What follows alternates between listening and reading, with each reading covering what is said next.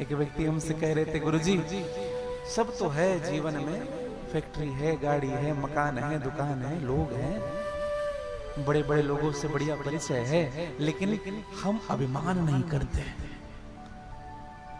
अब हमने कहा बताओ ये क्या कर रहे हो? अभी कर क्या रहे हो? अभिमान ही तो कर रहे हो। जो नहीं करते उनका भी अभिमान हो गया है। अगर जो जीवन में नहीं करते उनको अगर मन से भी निकाल देते ना भैया, तो भगवान शिव के नजदीक पहुंच जाते आप। मन से निकालेगा और छल छोड़ करके भजन करना चाहिए। देखो भक्ति भी कैसी करनी चाहिए? भक्ति में भी ज्ञान होना आवश्यक है, वैराग्य होना आवश्यक है। हाँ, भक्ति करना ही है। शिव जी के मंदिर चले गए, मंदिर में प्रवेश करने के लिए नहीं मिल रहा है, खूब भीड़ है, तो बाहर से ही 2-4 बतासे लाई फेंक रहे हैं भगवान के ऊपर। ये चढ़ाने की परंपरा है। अगर गलती से प्रवेश मिल भी गया मंदिर में, तो पूरे बतासे को भगवान के मुंह में ठोस डालेंगे। ये भक्ति नहीं है। हाँ, भक्ति है जीवन में, लेकिन ज्ञान भी जरूरी है कि भक्ति कैसी करनी चाहिए। हाँ। अच्छा, जीवन में कभी कभी ना वैराग्यता भी होती है जीवन में। हाँ, वैरागी बन जाते हैं, सब विधि पता रहता है, सब ज्ञान पता रहता है। एक बार एक माता जी माला कर रहे थे, और ये भी पता है बीच में बोलना नहीं है, और ये भी पता है माला पूर्ण होने पर उठना है। वो माला करते जा रही है, करते जा रही है, श्री शिवाय नमस्तुभ्यम, श्री शिवाय नमस्तुभ्यम, ओम नमः शिवाय जप कर रही है। इतने में उनकी बहू भोजन बना रही थी, खीर बना रहे थे, तो दूध उफनने लगा, और किचन से दिखता था, पूजा कमरे से, पूजा कमरा किचन से दिखता था। अब उनकी बहू भोजन बना रही है, एक पड़ोसी आकर के बैठ गई। अब बहू उनसे बतियाने लगी। सासू माँ का पूरा ध्यान बहू की ओर, और बहू की ओर तो थी, लेकिन दूध उफन रहा है। और जैसे जैसे दूध उफन रहे हैं ना, वैसे इनकी माला भी जल्दी हो रही। रुक बताती हूँ, अभी माला हो जाए, बहुत बात करती है, ध्यान नहीं है भोजन में।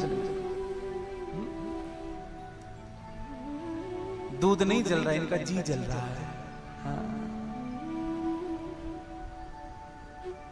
नियम पता है, उठना नहीं है, बोलना नहीं है, लेकिन मन वहां नहीं लगा है। हाँ। मन नहीं लगा है, इसलिए माला तो कर में फिरे, जीव फिरे मुख माहे, मनवा तो चहुदिसी फिरे, यह तो सुमरना। मन फिर रहा है। और एक बात बताऊं भैया, भगवान आपके तन को नहीं देखते, भगवान आपका मन देखता है। आपका मन कैसा है, और भगवान को मन से ही रिझाया जा सकता है। आपका मन पवित्र है, आपका मन शांत है, भगवान को आप रिझा सकते हो। एक छोटी सी बात मुझको याद आ रही है। 2 मित्र थे, मैं कथा प्रारंभ करूं इनके पूर्व।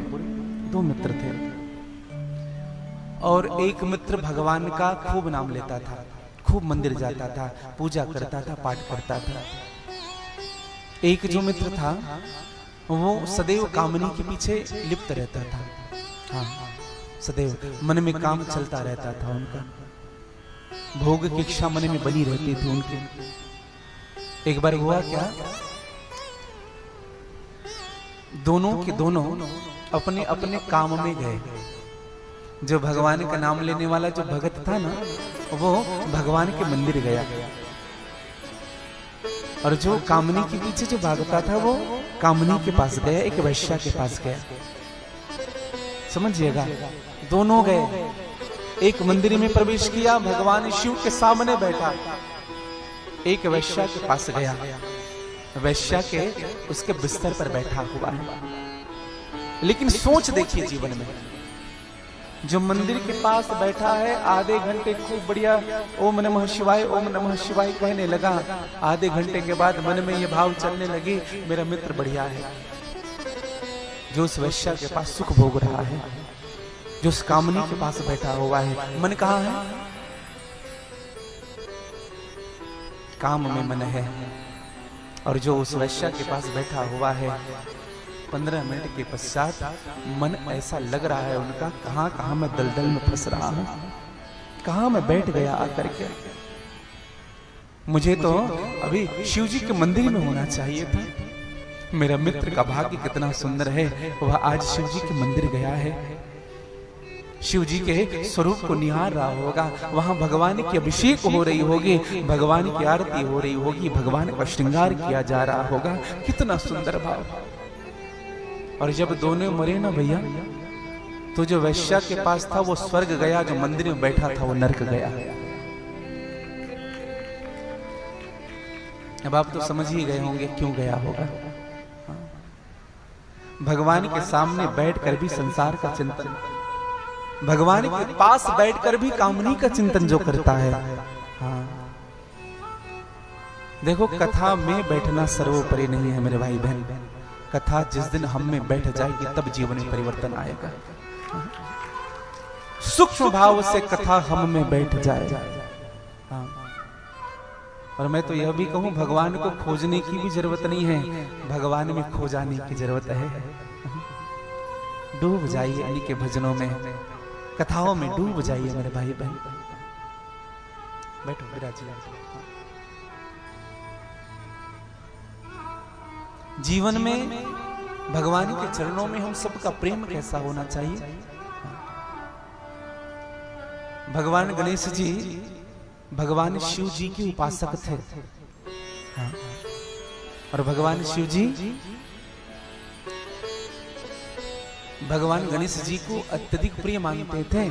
और भगवान गणेश जी को भगवान शिव जी ने वेद के उपदेश किए। समझिएगा, यह जो वेद शब्द है यह विद धातु से जन्म लिया है भैया। हाँ, विद धातु। और जो इस वेद का नित्य निरंतर पाठ करता है उनको प्राण बल, आत्मबल, मनोबल ये सिद्धियां प्राप्त होती हैं। अवश्य प्राप्त होगा। आप अगर वेद प्रतिदिन पढ़ रहे हैं तो आपको प्राण बल मिलेगा।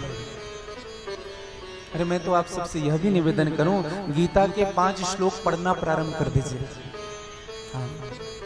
आप जब किसी से बात करेंगे ना तो अंदर में अलग से कॉन्फिडेंस आ जाएगा, कॉन्फिडेंस लेवल बढ़ जाएगा। पढ़ने वाले विद्यार्थियों से मैं ये बात जरूर कहूं, पढ़ने वाले विद्यार्थी शास्त्र भी पढ़े,